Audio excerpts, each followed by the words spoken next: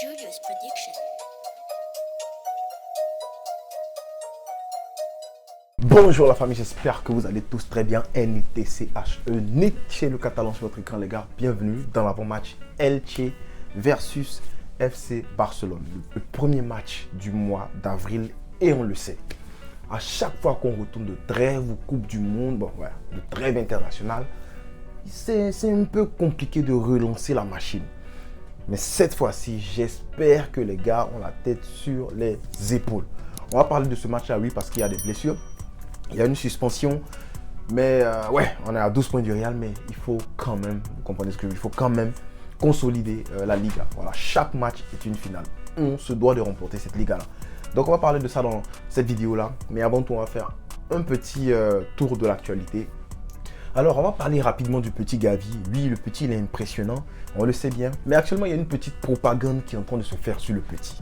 En fait, il y a un journaliste qui est pote avec Ceballos qui a sorti comme quoi Gavi, il a un mauvais comportement en Espagne, en équipe d'Espagne. Il joue très mal. En fait, à l'entraînement, il essaie de blesser ses coéquipiers juste avant le match. Et puis, ça, c'est parce que... ça serait en griffe parce que Gavi n'a pas joué le dernier match de cette équipe-là, de la Aurora, le match qu'ils ont perdu 2-0 contre l'Écosse. Voilà, c'est ce que le journaliste il a dit. En fait, vilipender le petit. Mais après ça, rapidement, la fédération espagnole de football est venue démentir tout ça pour dire que non, Gavi a un très bon comportement, qu'il est très normal envers ses coéquipiers. Il s'engage beaucoup dans les entraînements. Et voilà, tout le monde, ça fait plaisir à tout le monde. En tout cas, moi, j'aurais bien aimé que mes coéquipiers, quand on joue au ballon, soit à 100%. Ça fait que quand on est en match là, nous tous on est à 100%. Non, on ne vient pas s'amuser à l'entraînement. À l'entraînement, on joue plus dur même que sur le terrain. Comme ça, quand on va sur le terrain, voilà, on est habitué, comme on peut dire ça comme ça. Mais bon voilà, on le sait, actuellement le Barça est très bien parti pour remporter la Liga. Le Barça est en train de se réveiller, de revenir petit à petit financièrement et tout. Même dans le football aussi, bon, en fait, dans la Liga en Espagne, on va dire ça comme ça, pas encore en Europe.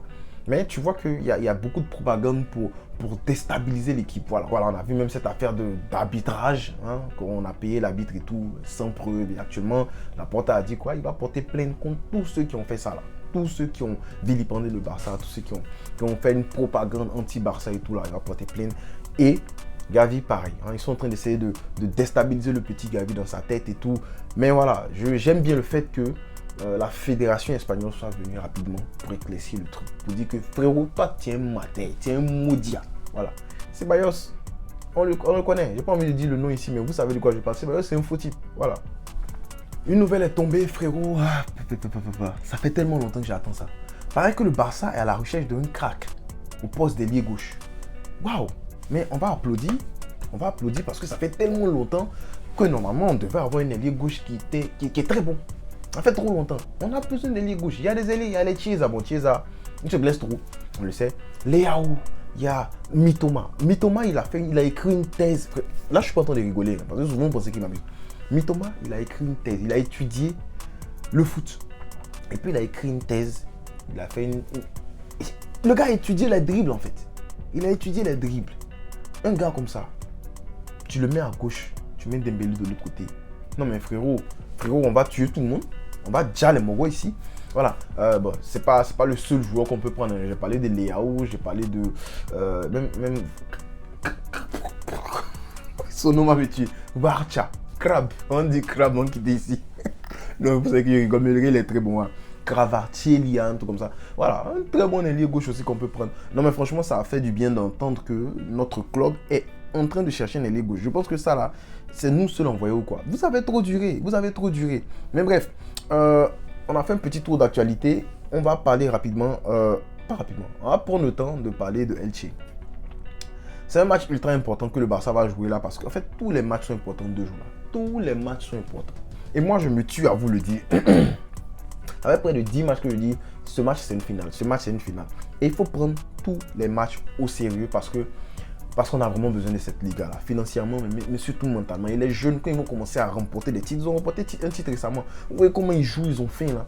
Voilà, quand ils vont commencer à remporter les titres, ça va venir, c'est ce que Lewandowski disait, ça va venir. Les petits vont commencer à se donner à fond, ils vont en vouloir plus. Et puis, on est parti sur une lancée une bonne dizaine d'années avec les Pedri, Gavi, les Koundé, les Arauro. Franchement, on est à l'aise, voilà, on est à l'aise.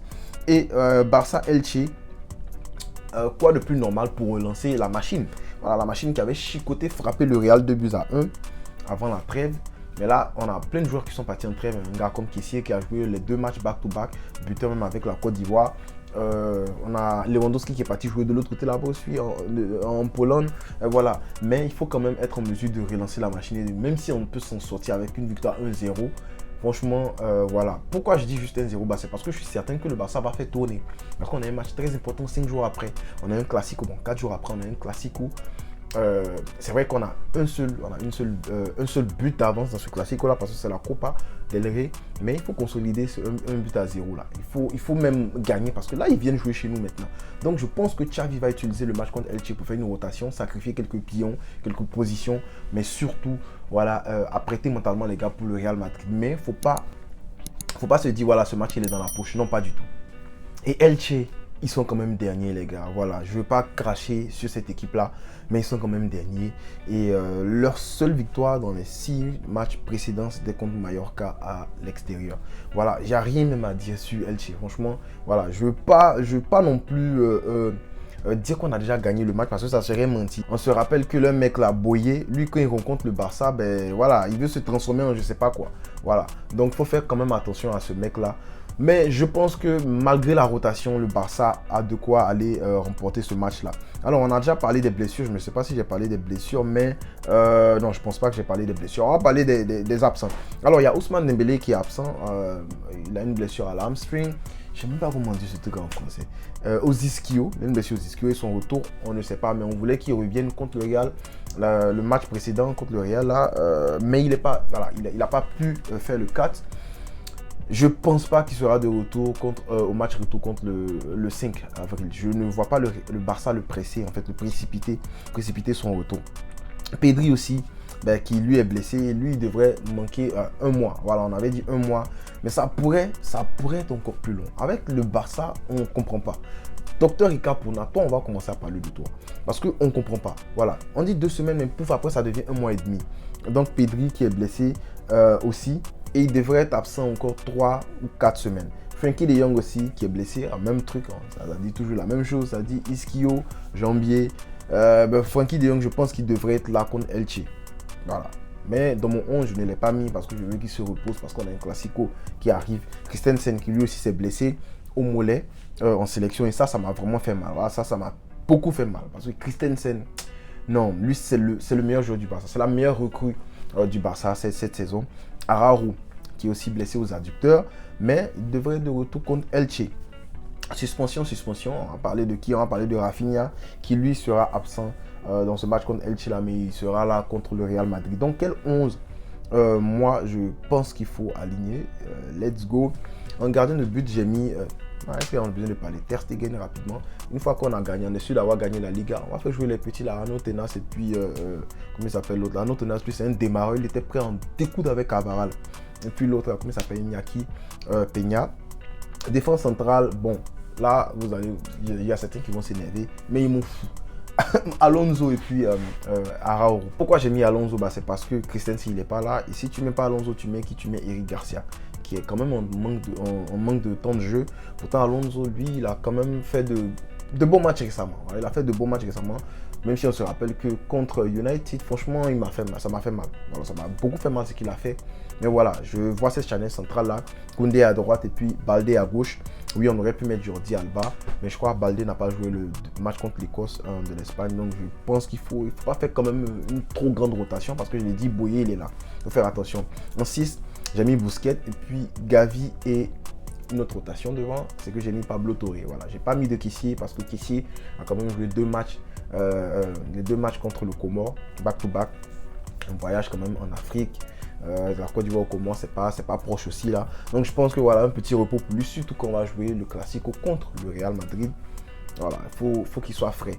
De Jong, je ne l'ai pas mis non plus. Sinon, je pense qu'il pourrait être prêt à jouer contre Elche. Mais je ne vois pas bien Xavi en train de le faire jouer ce match-là, de le mettre titulaire. Donc, c'est pour ça que j'ai mis Pablo Torre. Voilà. Tu aurais pu mettre Sergio Roberto aussi. Mais pourquoi ne pas donner la chance au petit dans un match contre Elche comme ça à l'extérieur? Oui, c'est à l'extérieur, mais voilà, je pense qu'il peut faire quelque chose avec Gavi à ses côtés. Devant,